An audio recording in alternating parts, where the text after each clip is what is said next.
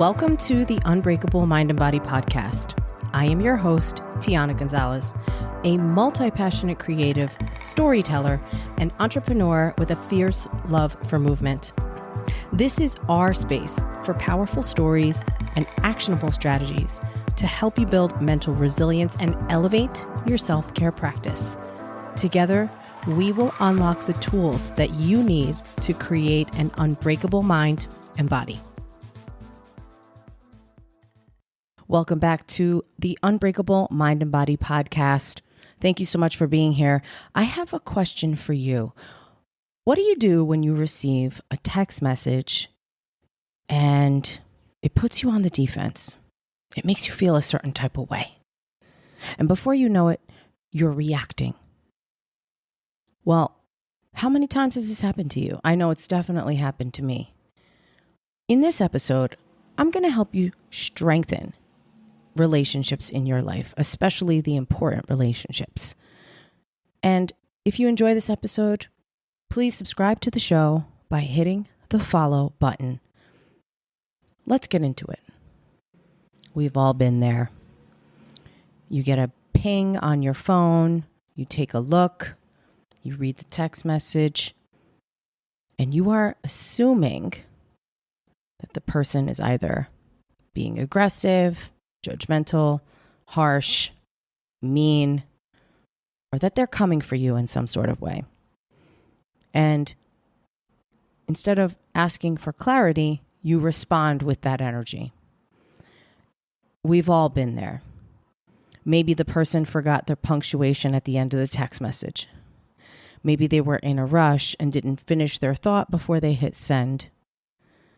Maybe all of this could be clarified with a quick phone call. Oh, remember those? You know, back in the day, we used to call each other's houses. And, oh my gosh, here's another mind-blowing concept. Sometimes you'd have to speak to someone's mom or dad and be polite and use your words and find your manners. That skill is somewhat lost, not completely gone, but it's certainly a lost art. And we didn't have to check in with each other to ask permission to call. We just did it. I remember being about 19 years old, and my boyfriend and I at the time were fighting about something, and I had my own landline phone in my room. And I remember leaving the house for the day. If I left the house for the day, I wouldn't talk to him because he could call my phone over and over and over again and I wouldn't be home. And I remember my friend picked me up. We went to the gym. We worked out at the gym. We showered and got dressed at the gym. We went out to lunch. I think we went to the mall. We might have even gone to the movies. It was like a whole Saturday affair. And when I finally felt like, okay, I'm going to go home now, don't you know, within about 5 minutes, the phone rang and I picked it up and he said, "Where were you all day?" I was out. That's one of the ways that a lot of us in Generation X avoided talking to people. We just went out for the day. Other times I would tell my mom, if so-and-so calls, tell him I'm not home. And I remember one time this boy called that I was really pissed at. And oh my gosh, I'm just remembering now. So this boy had a scooter, an electric scooter, and it didn't have brakes. So he would use his foot as a brake. And I remember, I think it was his left foot, the sole of his sneaker was starting to wear completely through because he was using that as his brake. But I digress. So I remember one time he called the house and I heard my mom say, "Oh, hi." And I'm screaming from upstairs, "Tell him I'm not home." I'm sure he heard me. But yeah, so going back to clarifying things. Maybe it requires a level of courage. Maybe it requires some bravery to just say, "Hey, I'm not sure I'm understanding what you mean by that, but can we clarify?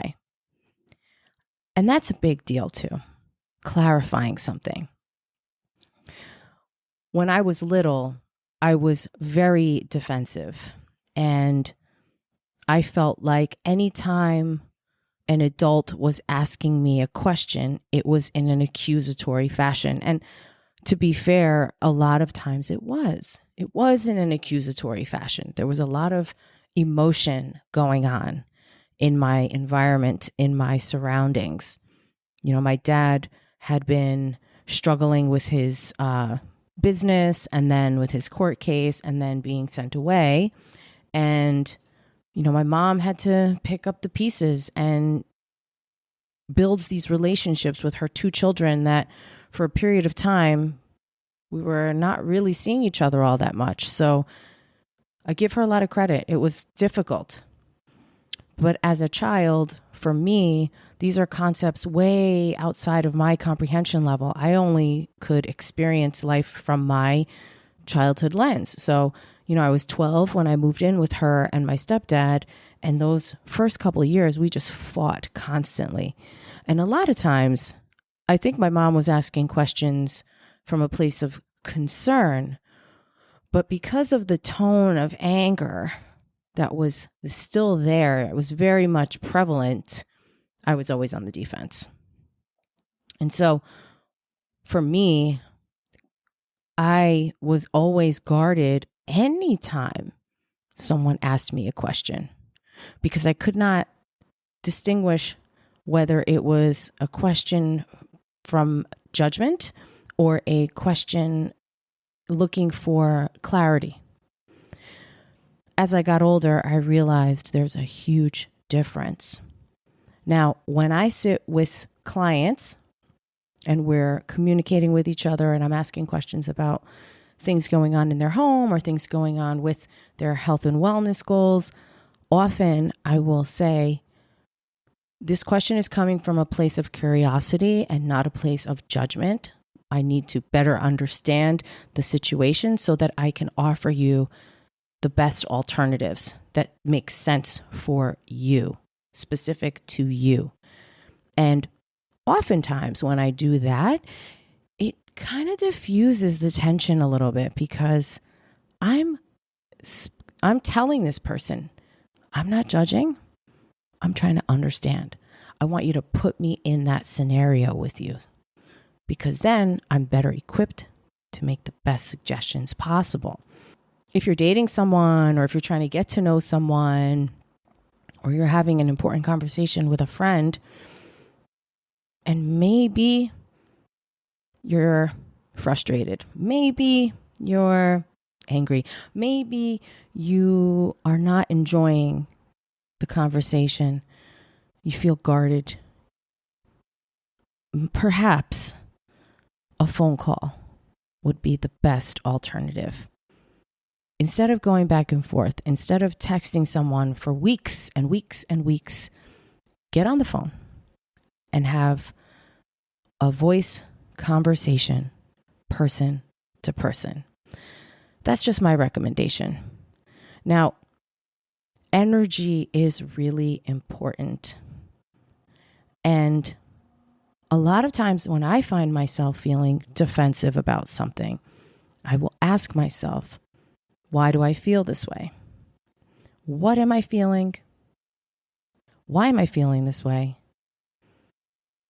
And why do I need to allow myself to feel this way, but also know that that is not absolute truth? Often, multiple things can be true at the same time. So maybe I am frustrated with my friend who's asking me questions about things I've already told her. She's just forgotten. So I'm frustrated because she wasn't listening the first 5 times that I shared it with her, because she's multitasking and texting me in between running her errands to Starbucks and TJ Maxx and wherever else she's going, and not really giving me any sort of attention and not listening to the details. So yeah, that could be true. And at the same time, maybe I need to be sympathetic to that other person and appreciate that that's the only moment she has for me at that point in her life where she's at. So it's about energy, and it's also about understanding and finding clarity. Like I said before, two things can be true at the same time. If you find yourself having this icky feeling or like gritty feeling or just irritation, I would say step away from the conversation. Go for a walk, think about it, and then ask for clarity. Ask for that phone call. Ask to meet up. Because that's how you will begin to strengthen that connection. And if it's important to both parties, you'll make it happen. Normalize asking for clarity. Normalize being brave. Normalize the desire to strengthen the relationships that are important to you. That is all I have for this topic, for this episode. Thanks so much for being here, and I will see you on the next one.